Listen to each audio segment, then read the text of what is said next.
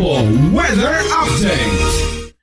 Nagsulod na sa Philippine Area of Responsibility o CONPAR kay nasang kagahon si Tropical Storm Jangmi kaginhatagan sang local name nga Bagyo Domeng.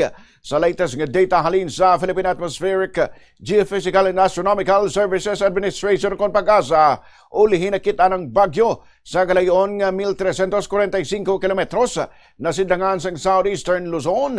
Dala sining kapaskugon sang hangin nga 75 kilometros kada oras malapit sa sentro kag pagmadlos nga tubtub sa 90 kilometros kada oras. Nagahulag ang bagyo panaminhan sa kadasigon nga 20 kilometers per hour. Wala sang anuman nga lugar sa Pilipinas nga may wind signal number as of press time.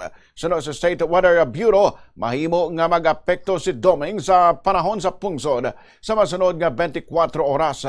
Apang ang southwesterly wind flow nga ginapabaskog ni Domeng ang mahimo magdala sa mabaskog nga pag-ulan sa western portion sang pungsod umpisa sa Domingo, Mayo 31. Sa latest nga forecast track, manubo pa ang chance nga may tropical cyclone wind signal sa extreme northern Luzon apang hindi imposible nga ipagwa ini isang ahensya. Posible man nga hindi maglandfall si Domeng apang magalabot sa typhoon category sa Sabado. Magagwa ini sa Philippine Area of Responsibility sa Lunes, Hunyo 1.